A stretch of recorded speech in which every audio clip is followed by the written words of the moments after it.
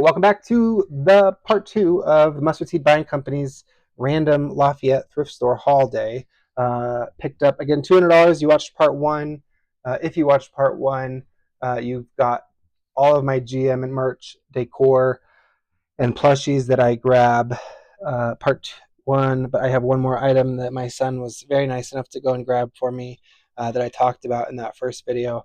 That massive, I said 14-inch, that looks more like 16 to 18-inch um, iron uh, thing with a leather strap on the top of it. Put a big candle in there. I don't know, some sort of decor thing that you would spend $70 on at Target. We spent $8 on today. I believe my son collects these books. I believe he says these are all new. He better hope so. I'm kidding, because I paid full price for them.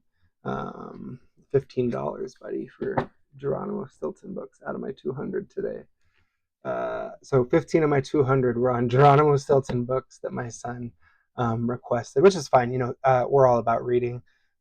One of these would have cost, about that at Barnes and Noble. So I don't really have too much of a problem grabbing one of those for him, especially if he doesn't have those yet, and he says he doesn't. This says Geronimo Stilton #1. Is that true?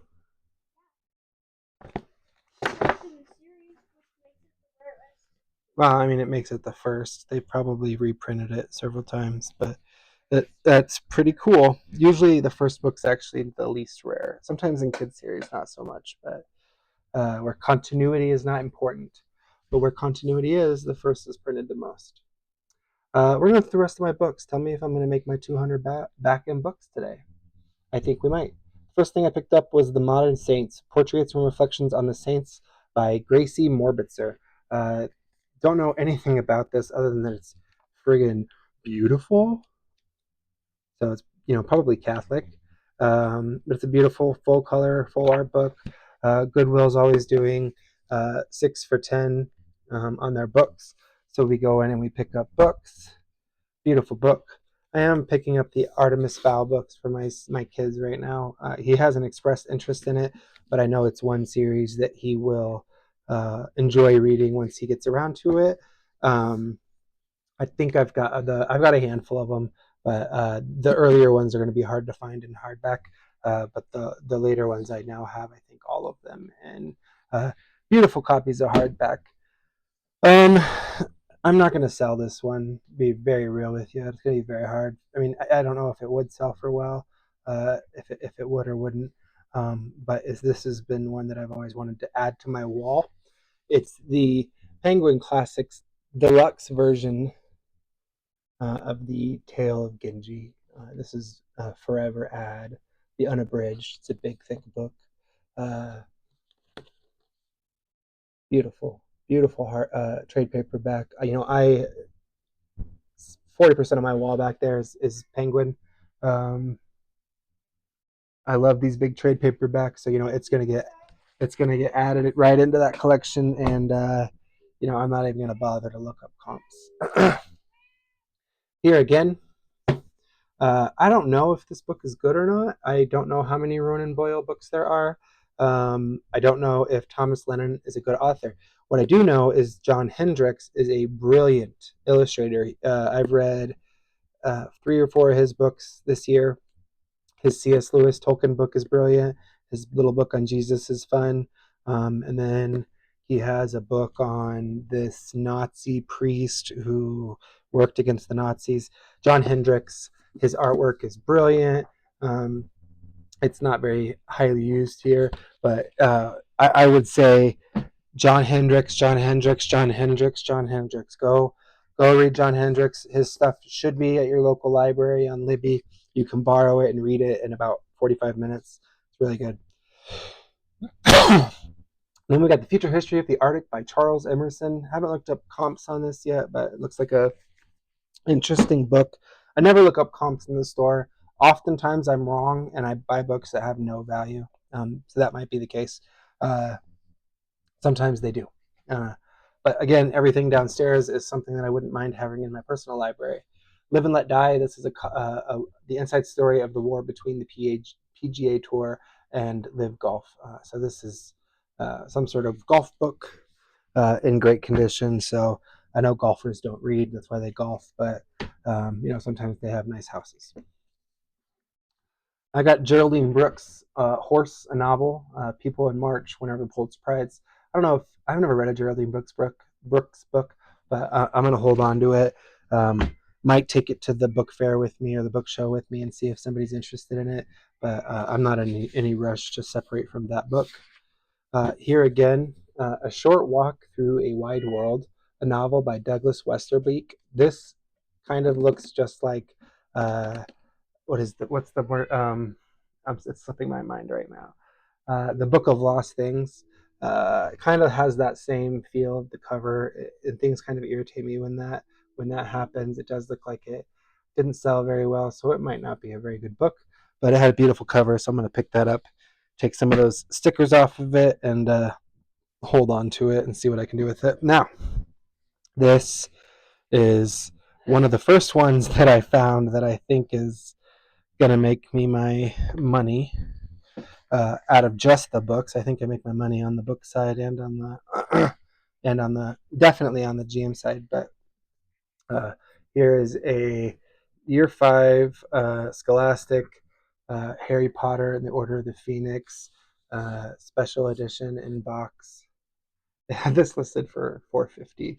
I won't say which store, but I don't know. Malcolm, shush. I don't or M shush. I don't know which of these is.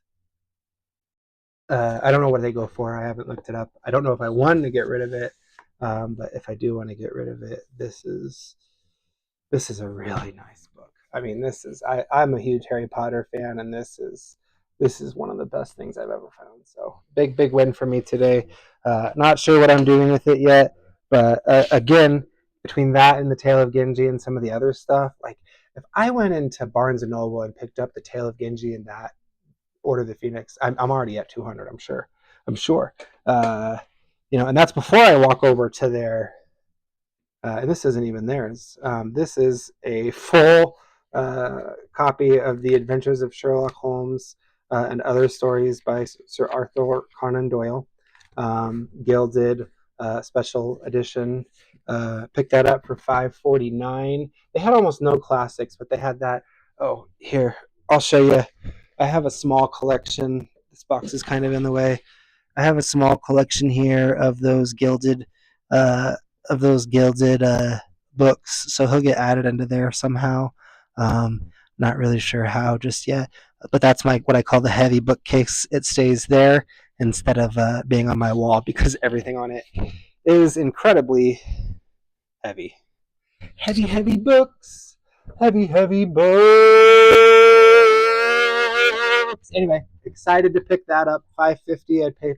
I'd pay probably $10 for that anymore, and I'm gonna go. You know what? That's probably what it'd be at Barnes and Noble. I don't even know who CNC is, so let's look that up.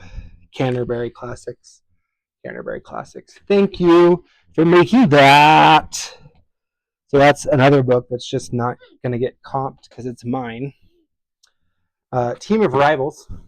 Brilliant Political Genius of Abraham Lincoln by Doris Kearns Goodwin, winner of the Pulitzer Prize. I know a lot of people talk about this. Wonderful trade paperback edition. ARC had it for $3.29 at full price. I don't have this book yet, so I'm going to pick that up any day of the week when it's a beautiful, pristine copy like that, especially if it being a Pulitzer Prize winning book. Malcolm?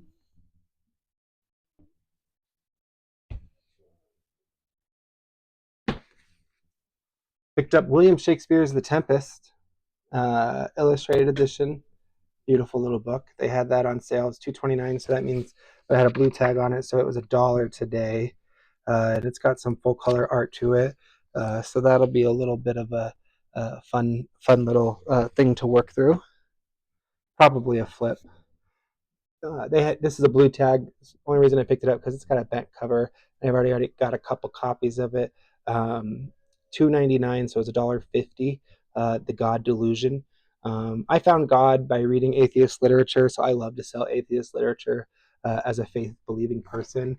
So anytime I find beautiful hardback copies or paperback copies, I make sure to list them online so that the authors don't get extra money by having new versions of their books sold. We find attractive versions to compete with, and hopefully, not hopefully, take some money from the authors. No, I don't have any problem with Richard Dawkins. If I was 65 or 70 and I still thought like a 19-year-old, I would, I don't know, if people were paying me for it, I'd do it too. Then I picked up this slim copy of Harry Potter and the Chamber of Secrets. I have the Goblet of Fire in the same size. I think they're from some sort of like book chest where they like made smaller versions of them. Um, I've had the Goblet of Fire one forever. Nobody's ever been interested in it. But now that I have this one, I think I might be able to do something with it.